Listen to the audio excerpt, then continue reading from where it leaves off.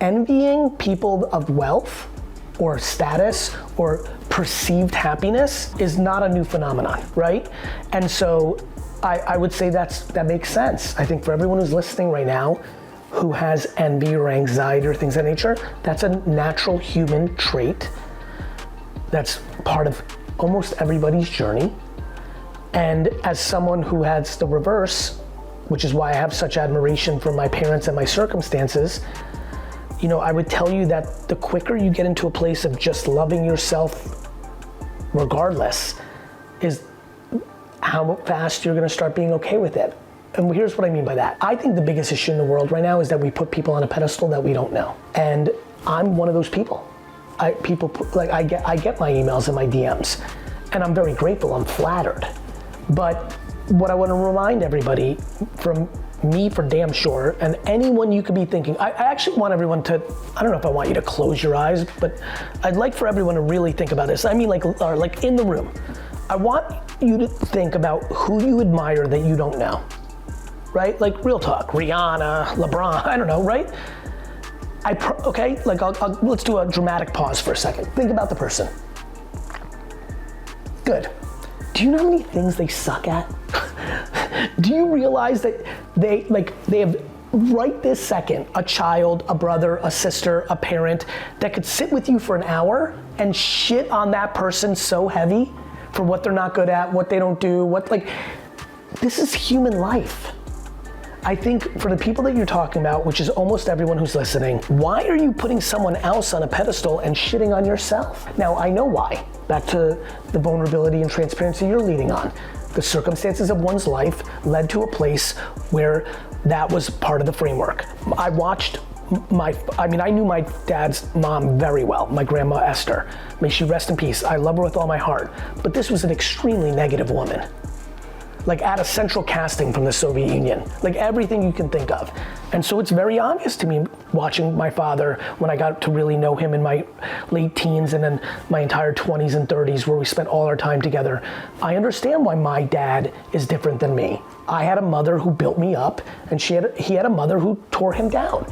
And we both ended up successful because that's what happens. The extremes of both lead to success. Obviously, what I want for the world is for more people to get to success through happiness and joy than insecurity to prove to everyone, right? When you come from that place, you know this intimately based on what you've shared. You're so driven to succeed to consciously or subconsciously show everyone, stick it to everyone. It comes from, it's funny I brought up Star Wars already. It's the flight of the dark side versus the Force. They're actually very close. You can be both Darth Vader and Yoda. They're actually both very powerful. Deep insecurity and deep confidence, not ego. Ego is insecurity with makeup on. Deep actual confidence and content and deep insecurity both end up at the top. There's just one big difference. The first one can stay there. When you get to the top from deep insecurity, shit gets really gnarly fast. The reason we've seen so many people grow and crumble is because money and fame and success do not change you. They deeply expose you. And so one of the reasons a lot of my content changed 7 to 10 years ago was, ironically, books like the one I just wrote. I would put out such black and white, exactly what to do opportunities. And I would watch the world that at least was on social media at the time. And I would wonder why people weren't doing it or why they would stop and start. And then I had my epiphany probably in my late 30s, which was, oh, I'm in a good place where I can handle the criticism, the micro losing, the sustained discomfort. And all these people can't. Oh, why is that? And that got me on the journey of like, oh, fuck. Like, I got fortunate. Like, DNA and parenting and circumstance, perfect storm. This makes sense. But, I think one of the things that people always find weird when they really get to know me is my great passion is my career. I love it. It's my game. I love working the way people love skiing or cooking or playing golf, or going on vacation. It is my favorite thing to do. I love it. But what I think stuns people as they get closer and closer to me is I don't get my validation from it. I don't give a fuck about it. I love it, it's my game, but it's not who I am, and I think I'm trying to figure out ways to put out information that might help people realize why that's good. You talk a lot about your parents, you talk about your grandma.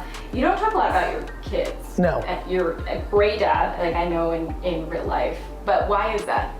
I think too many parents are putting their kids on blast without their kids wanting it. I'm a very well-known person at this point in my life. I don't want to force my kids into notoriety if they don't want it. Period.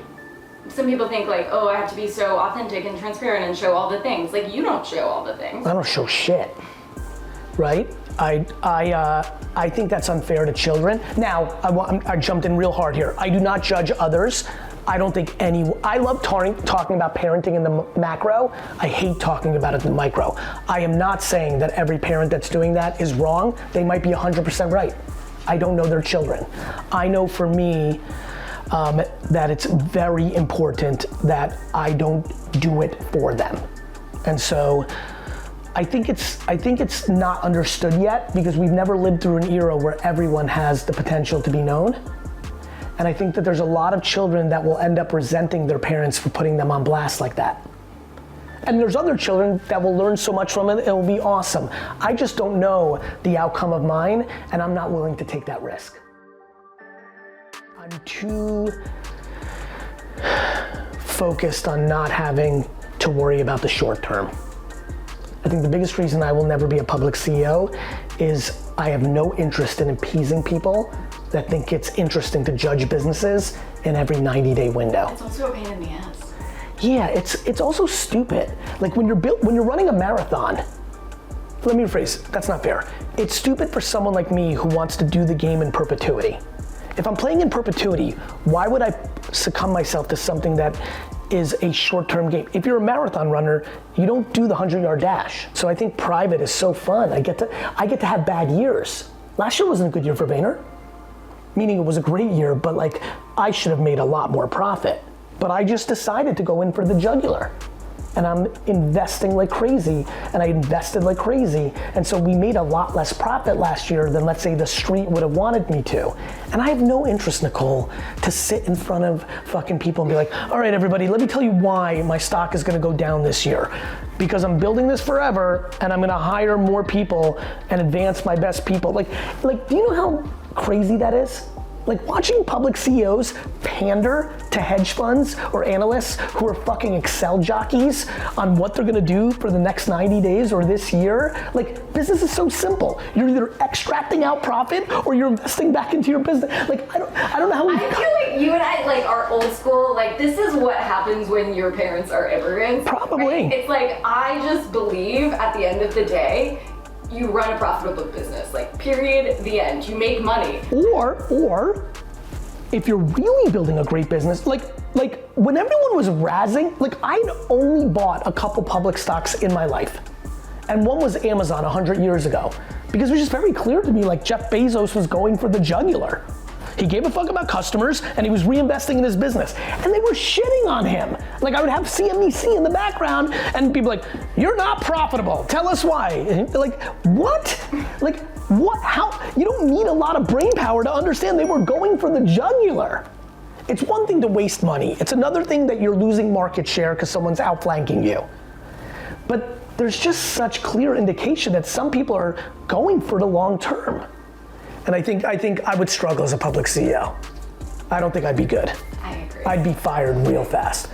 If I would be smart and probably not give the board any opportunity to fire me, but I wouldn't enjoy it. Because I might not give a fuck if my stock went from 52 to $3.09, but Dustin would, and that would be pressure on me. It would be hard for me to feel bad, because people would be like, yeah, because people, like, so I just don't think I'd do well at it.